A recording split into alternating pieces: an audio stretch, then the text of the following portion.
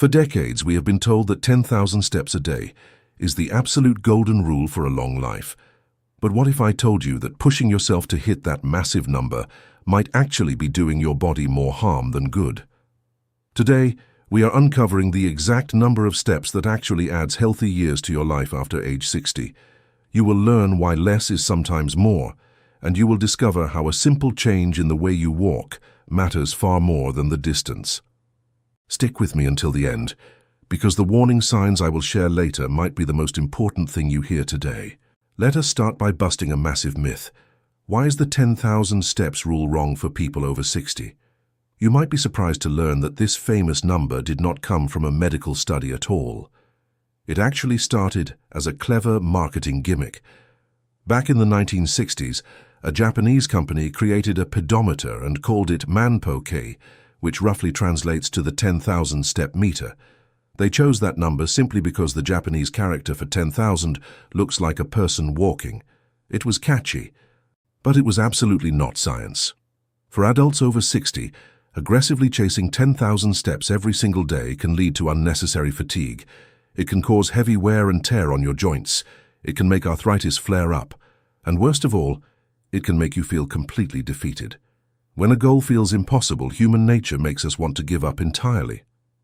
Thankfully, real science has finally caught up. A groundbreaking 2025 Harvard meta-analysis looked closely at the walking habits of tens of thousands of seniors.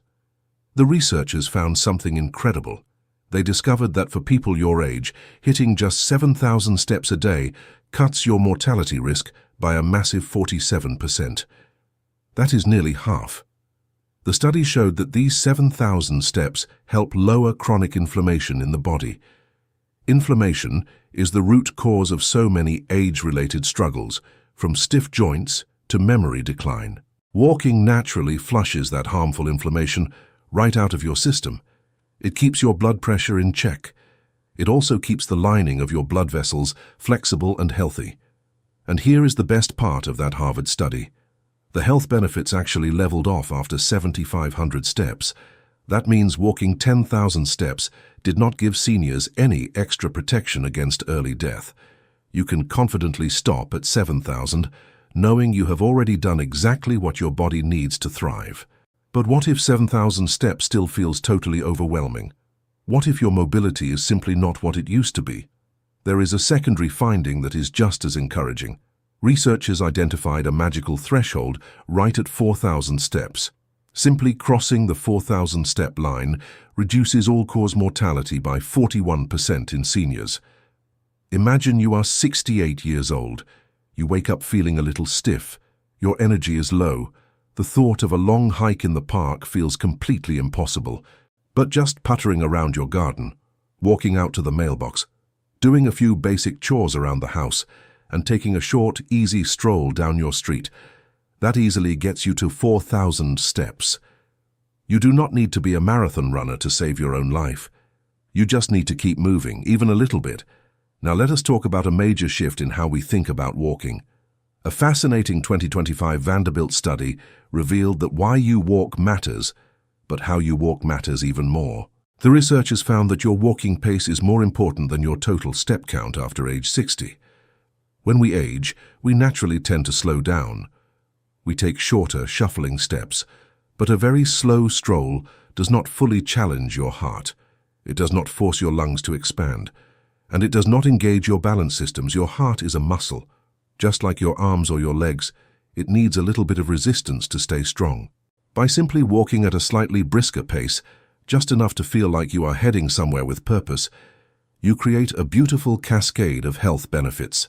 You pump more oxygen directly to your brain, you clear out the daily mental fog, and you give your heart exactly the right amount of healthy stress. Before I get to the simple phone trick, which honestly surprised me the most, let me show you something fascinating about building real strength. The Vanderbilt researchers found a very specific number. They discovered that adding just 14 extra steps per minute to your normal walking pace works absolute wonders. That tiny increase in speed forces your leg muscles to engage differently. It activates the special muscle fibers that keep you stable and upright, This is absolutely crucial for fighting off age-related muscle loss, which doctors call sarcopenia. Building this functional strength is what helps you catch yourself if you ever trip on a rug or a curb. It keeps you safe from dangerous falls. Of course, talk to your doctor before making any changes, especially if you take medications or have a history of balance issues. So how do you actually measure those 14 extra steps? How do you know your true pace? You do not need an expensive smartwatch or a fancy fitness tracker. You can measure your cadence with a simple phone trick.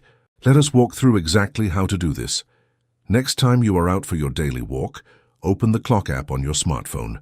Find the stopwatch feature. Start walking at your normal, comfortable pace. Once you are moving smoothly, hit start on the stopwatch and count your steps. Do this for exactly 15 seconds and then hit stop. Let us say you counted 25 steps in those 15 seconds. Now, just multiply that number by 4. 25 times 4 is 100. So your walking cadence is exactly 100 steps per minute. To get those incredible strength-building benefits, try to gently bump that up. Just try to take 28 or 29 steps in your next 15-second test.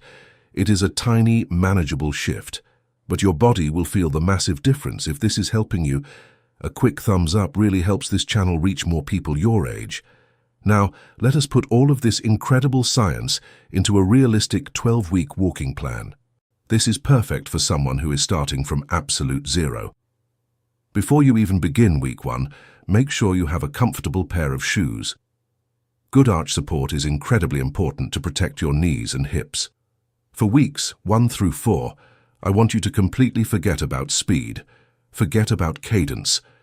Your only goal is to walk continuously for 10 minutes, just 3 times a week. That is it. Just 10 minutes. This builds the daily habit without exhausting you. For weeks 5 through 8, slightly extend your walks to 15 minutes. Now try adding those 14 extra steps per minute, but only for one short block. Walk normally, speed up for 1 minute to feel your heart pumping, and then beautifully return to your normal, comfortable pace. By weeks 9 through 12, you can comfortably aim for 20 to 30 minutes. You can naturally mix your normal walking with short, brisk bursts. Imagine another person. Let us call him John. John is 74. He is deeply terrified of losing his independence. In week 1, John just walks to the corner stop sign and back.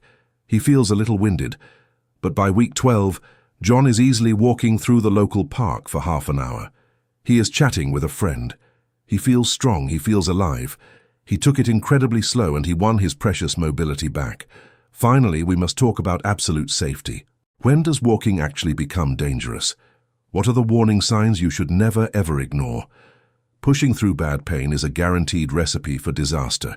There is a very big difference between normal muscle tiredness and true joint damage. Muscle soreness feels dull and usually goes away quickly after you rest, but sharp, stabbing pain in your knees, your hips, or your lower back is a bright red flag. It is your body aggressively telling you to stop. Feeling dizzy, lightheaded, or experiencing sudden blurred vision are also severe warning signs. If you ever feel a tightness or heavy pressure in your chest, or if you feel a sudden shortness of breath that scares you, stop walking immediately and sit down.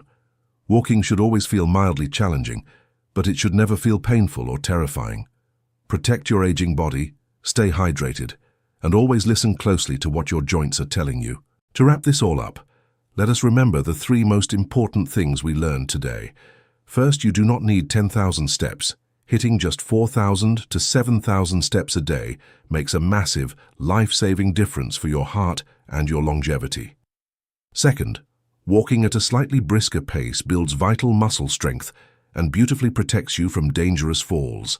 And third, starting slow with a gentle, gradual 12-week plan is the safest, most effective way to build a lifelong habit.